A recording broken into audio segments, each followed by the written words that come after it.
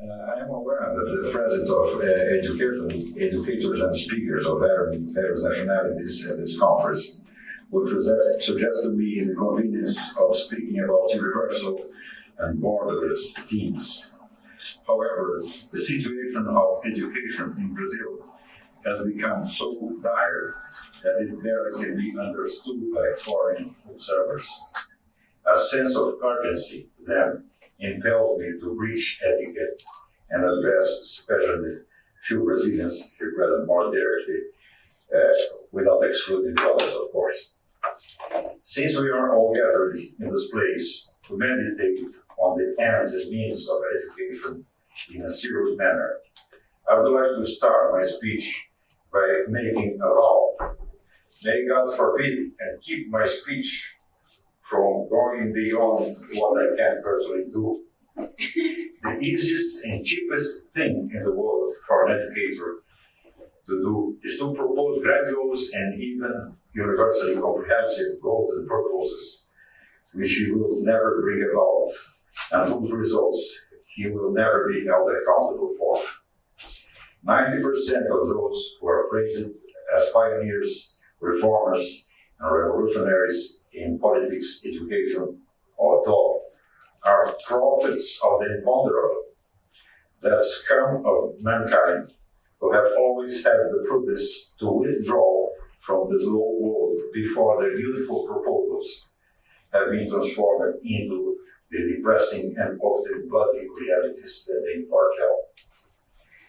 The first thing that should be required of any educator is that he knows precisely whom he intends to educate, for how long he needs to educate his students, and what are the evaluation criteria with which he will gauge the success or failure of his venture.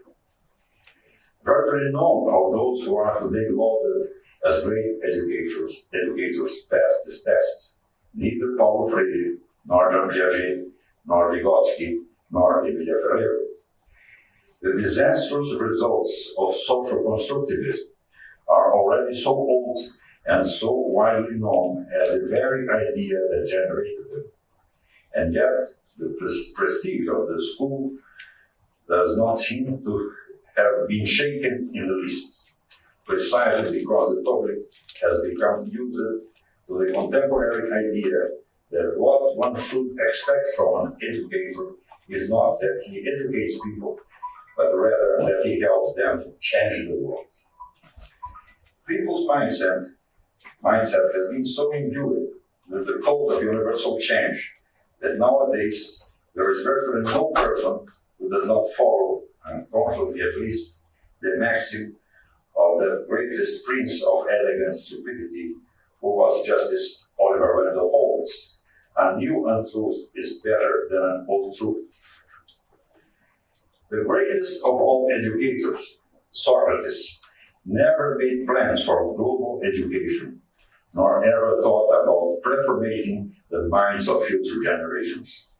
But he merely confined himself to educating those who were within his reach, that is, a single generation, a small circle of students, out of which emerged two other great philosophers, Plato and Aristotle. So, God forbid that I should create any educational project which I cannot personally carry out, and whose results I cannot myself evaluate during the course of my life. Accordingly, any education project that I might dare to subscribe should be a provisional response to a given situation, and not a model to be imitated per omnia secula seculorum. The immediate problem that my personal educational project attempted to tackle is the complete debacle of university education in Brazil. Of course, there is not a single country in the world in which people do not talk about a similar debacle.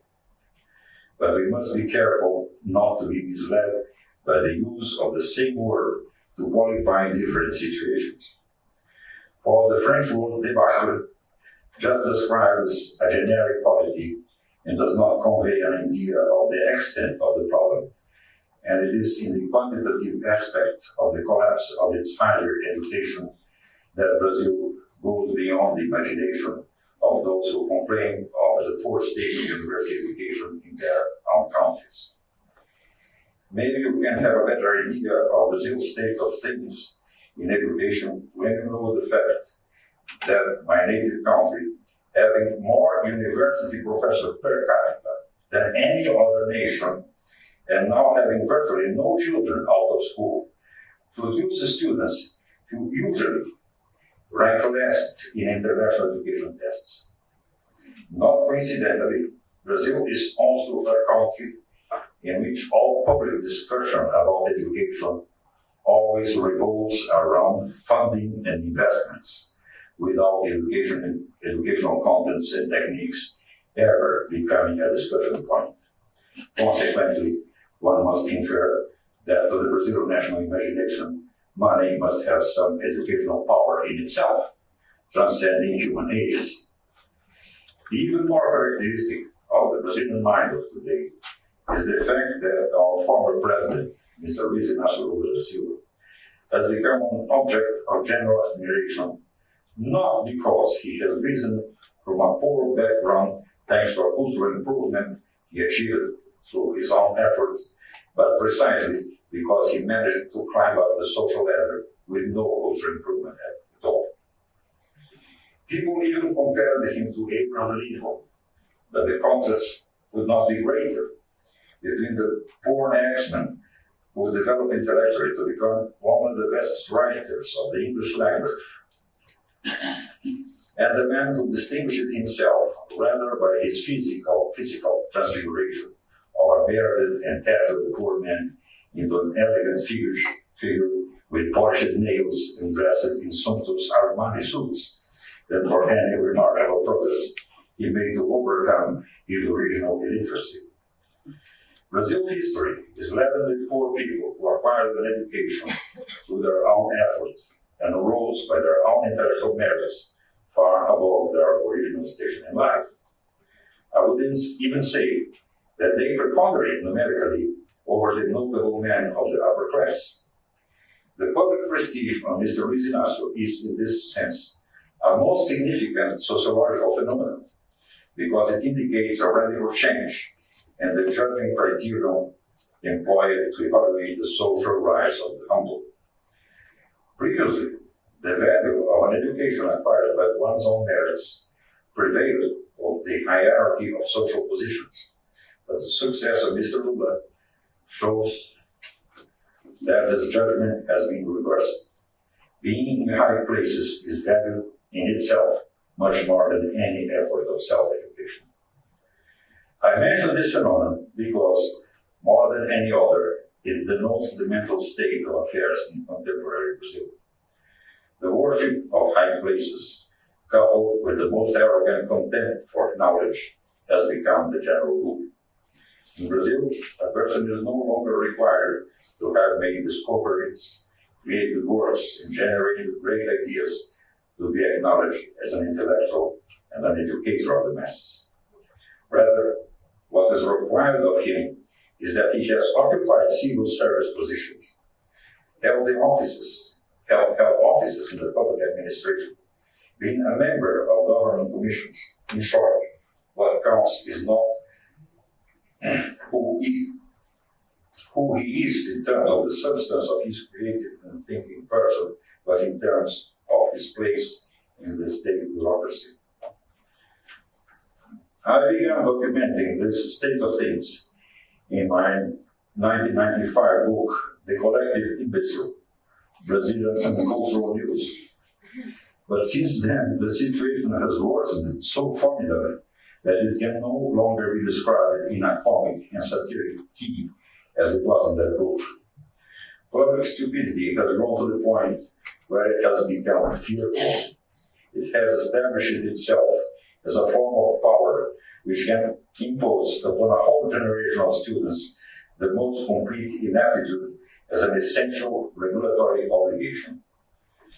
Because of this state of things, in 2005, I created an online philosophy seminar, which today has about 3,000 students from all over Brazil and also some other countries. Based on the final projects I have received so far, I am sure that these students, whom I ask to refrain from any public activity until they are properly prepared for it, are already an intellectual elite incomparably superior to that which has come out of Brazilian universities and occupied the most important positions in the media, education, and the publishing industry. Never have I thought about educating other people than those who fell within my reach through the philosophy seminar, nor do I have suggestions about the teaching of subjects which are outside my field of expertise. My students are being educated in the fields of literature, philosophy, social sciences, precisely those which have been most effective after 4 decades of absolute rules of the semi-illiterate Mandarinate. However, from this limited experience, I can draw some conclusions which may be useful to other people who have the intention of becoming educators. The first is that the contempt for knowledge in Brazil has always been coupled with the worship of outward science, which stand for knowledge and which, seemingly with some advantage, replace it. Degrees, diplomas, titles, honors, media space, good connections in high circles, and so on and so forth. The phenomenon has been so widely documented and satirized in our best fiction literature, Lima Barreto, University of Ramos, for example, that I see no need to insist on it. But the worst is that the circle of mutual reinforcement between those two complementary vices was formed a long time ago, and the circle seems impossible to break. It works like this. Since our business and political elite is not exactly well educated, the well-meaning souls who emerge from it, having the laudable purpose of remedying the national evils, are by themselves unable to distinguish, through a direct examination of words and ideas, between who is competent and who is an eminent airhead among the available intellectuals. As a result, they will have to judge them by outward signs, those darn titles and positions, and they will end up giving heed to those who have nothing important to tell them nor useful to suggest. And culture generates unculture with the fertility of a couple of rabbits. This becomes even worse when a deceiving prestige comes from abroad, landing in Brazil with all the pomp and ceremony suited to the most modern thing of all. In the Vargas administration, this was in the 40s, a beautiful project of popular education ended up taking as model the ideas of John Dewey, then very celebrated by the American media as a great innovator. Today, it is known that Dewey was, in fact, the destroyer of American education, which until then was the best in the world. From 1960s onwards, during the military dictatorship of Brazil, social constructivism became fashionable, being adorned with names such as Jean Piaget, Emília Ferreira, Vygotsky, and many others. For half a century, the application of this nonsensical theory has brutalized the minds of our children with admirable constancy. At the same time, the triumphal expansion of the number of schools in the increasingly centralized control of national education has spread the democratization of ineptitude to the farthest corners and the poorest people in the country. And why do these things happen? They happen because Brazil's uneducated elite goes along with the media and the volatile prestige of the cultural celebrities of the day instead of examining and testing their ideas. And by doing so, our elite only gives up errors and disasters with an obscene persistence. Whoever noticed this phenomenon cannot but conclude that Brazil's chief educational problem is precisely the opposite of what people usually say it is. That is to say, our problem is not that we have educated the elite and left the people behind, but rather that we have tried to provide education to all the people before we have a qualified elite to educate them, or even to seriously examine the problem of popular education. Anyone who has been a teacher, at least for a day, immediately realized the education process as a radiating structure. First, you educate 10 people, who in turn will go on and educate 100 people, who in turn will educate 1,000 people, who in turn will educate 1 million, and so on and so forth. To reverse this order is like wanting children to generate their parents. The rulers of my country have promised education to millions of people before they have been able to gather together 10 serious educators to discuss how they're going to do this. Why not educate the first 10 first? And to those who may object that this is a right-wing elitism, I recommend they read Lenin and ask themselves why he organized the Communist Party's elite first and then the mass. Lenin knew that the tail does not wag the dog. How to break the vicious circle of an educated elite guarded by amateurs as inept as itself? In my view, there is only one way. We have to raise, outside the official educational system, far from the mainstream media, far from long-established prestige, a new, sincere, and well-prepared class of intellectuals who, moreover, must be aggressive enough to, in due course, be bad airheads, expel sacred cows, and start dealing with problems in a serious manner. A second conclusion is that the government can only define programs, methods, budgets, that is the more external and insubstantial aspect of education. None of these abstract universals has the ability to go into the classroom and guide the souls and minds of students toward better development. The teacher's personality is all. You can ask any student of any grade about it. Some teachers make deep impressions on the student and have an almost hormonal influence on their intellectual and human growth. Others are justly forgotten after a few years, and still others become traumatic obstacles to any conceivable progress. The problem here is somewhat the same as everywhere else, the problem of human quality.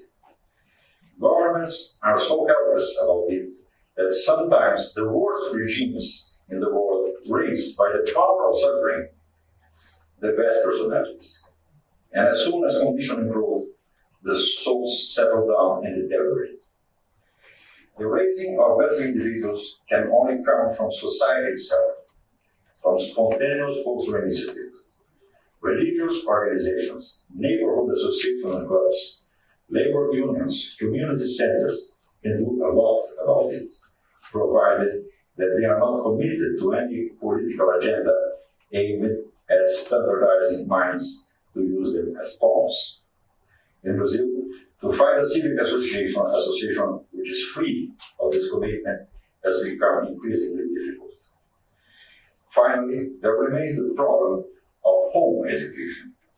In Brazil, the permanent state of social and economic insecurity leads parents in their desire to seek an immediate guarantee of a livelihood for their children, to deliberately turn their kids into mediocre human beings, inducing them to get an education only to be able to pass civil service exams, instead of promoting the development of their intelligence to reach more ambitious goals in the long term.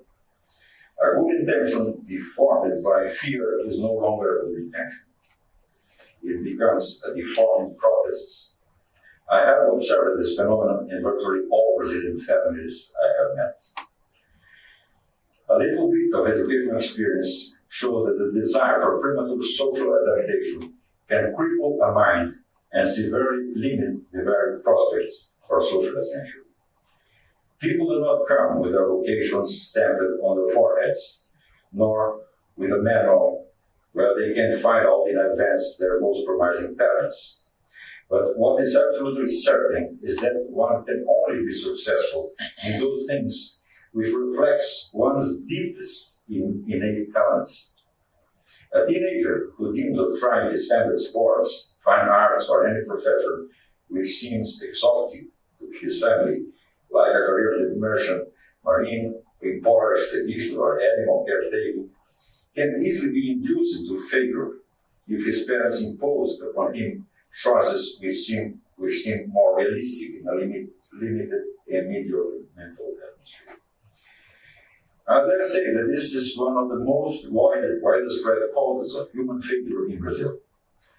If you think your child is a moron who cannot survive in a field of free choice and without the crutches of a depressing government job, it would have been better if you had not generated him, or if you had given him to be raised by a more optimistic family.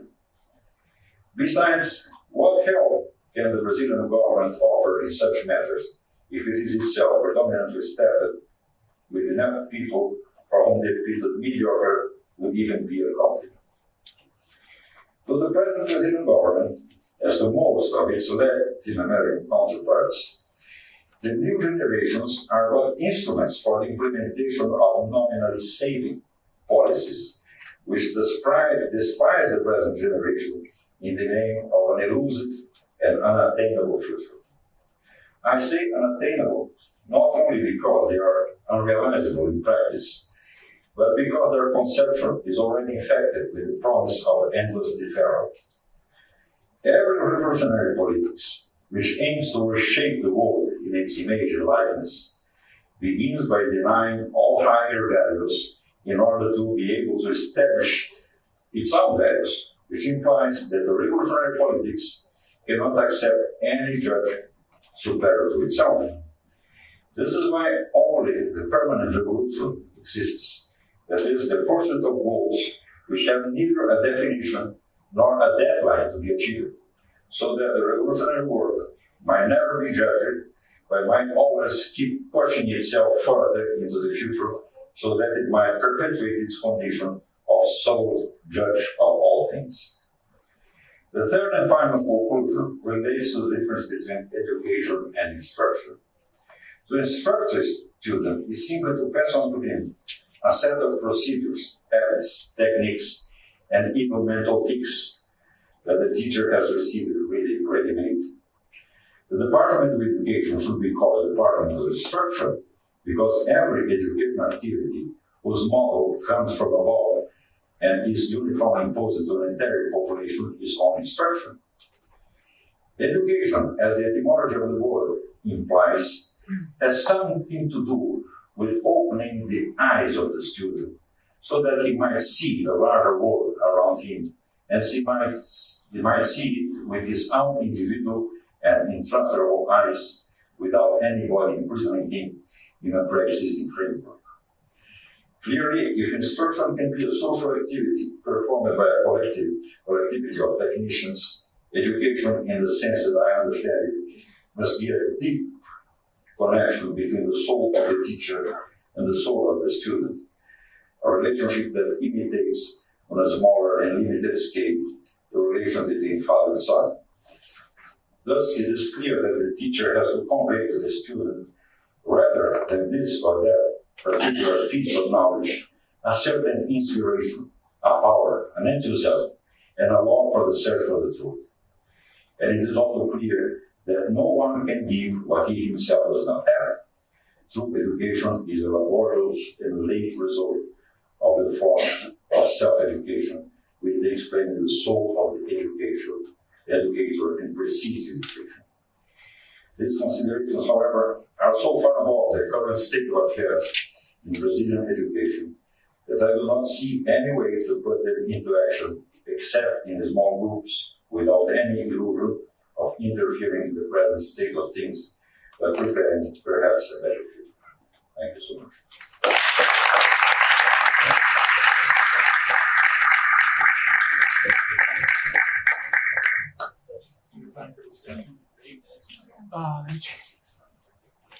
I think there will be some time for discussion today if you want to take some questions. Right? If anyone has some questions, please have your mic here.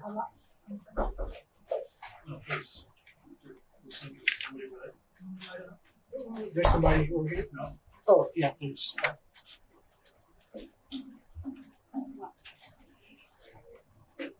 Thank you, Professor. It's just amazing what you use, and it's so precise. What in your observations and things, what steps can be taken in your country to reverse the challenge you have before you? I'm not sure I understood your question. Can you repeat the question? Yes, my question is this. In your analysis, you're saying that you're going in a spiral downhill. Yeah.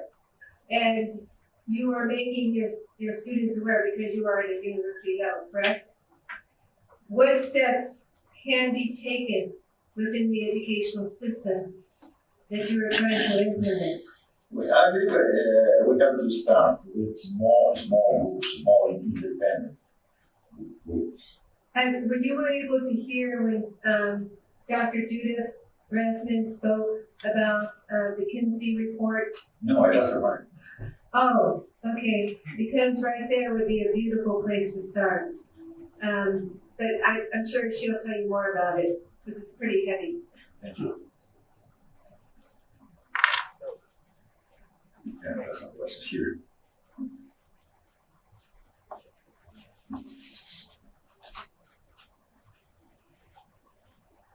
My name is Mike Donnelly. I am the Director for International Affairs at the Homeschool Legal Defense Association.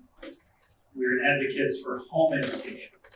I gave a presentation earlier today that you did not have the benefit of hearing. An excellent presentation. Thank you very much for your work. Thank you. Thank you. Very, very, very interesting and insightful. And I'm impressed with the common challenges that you articulate, that you're explaining are happening in Brazil, that we see here in America, as far as the problems with education. I was very critical of John Dewey myself earlier today, the destroyer of American education. I think it's very well put. However, you made a comment about home education, and I wasn't quite sure what you meant, but I would say that in America, here in the United States, home education is producing civic leaders, not civic followers.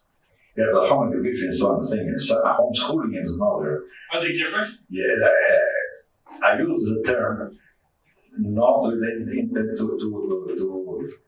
mean homeschooling. Of course, homeschooling is completely different. Well, I don't know. Is it? How is it different? With home education, I mean only the practice of everyday interchange between parents and children. Okay. It's all Not completely informal. Huh? I understand. So you said home education, you meant simply parents talking with their children. That's it. Yeah. Not parents taking on the entire education. No. Okay. If they did homeschooling, probably I will not need to be here today. Well, maybe, but the homeschool movement in Brazil is very small. It's very, very small. Very small, but it is active. I know. And it is growing. I know. So. You know, there are many legal problems. The government oppresses them and persecutes them. I have myself been writing several articles to defend these people because they are the best educators in Brazil. Very good. Thank you for clarifying that. Mm-hmm.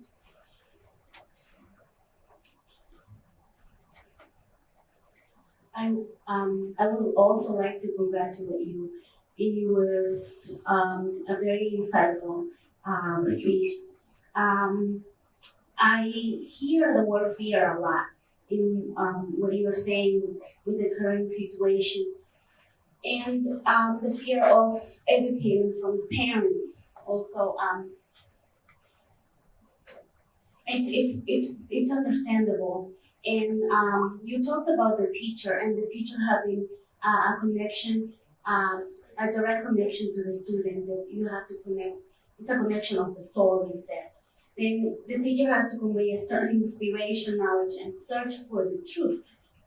But you also said that no one can give what he or she does not have. Now, what my question is, then that comes to me, my mind thinks about teacher training. in studying teacher programs, so that you can have that and you can teach that connection. And is that something that you are seeking? Of course, the teacher training can be better or worse, but this is not the main point of the problem. The main point is self-education. In order to become an educator, you don't have just to receive education, you have to educate yourself. When I was a child, I had a brutal complex of inferiority because I thought everybody was understanding everything and I was the only moron on the face of earth. And this made me an educator because I have to fight again my own complex, my own stupidity, and so on. And so for me, it's not very difficult to understand, to grasp the difficulties in the mind of the student, because I had the same difficulties half a century ago. So you have to go from self-education to education. So education is not just something you get acquired by technical teaching. You should not only receive education, but give yourself an education. What do you think about all these movements, the social movements in America right now, that they are imposing, their educational system? They are telling you what you should be learning. This is a complete disaster, because this is an attempt to make all minds uniform. Everybody thinks the same thing. You see, there was a commission in the Brazilian House of Representatives that was discussing this problem of gay marriage. And everybody was favorable to gay marriage. Everybody, almost everybody. Then came one guy who was against gay marriage. And everybody protested. You are obstructing the debate.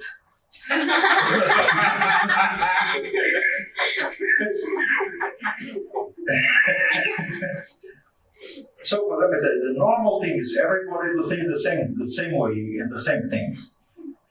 This is the reason I put the title of my book, The Collective Imbecile. Because the Italian ideologue Antonio Gramsci was the founder of the Italian Communist Party. He had the idea, he called it the collective intellectual. This is the party, the Communist Party, who thinks collectively.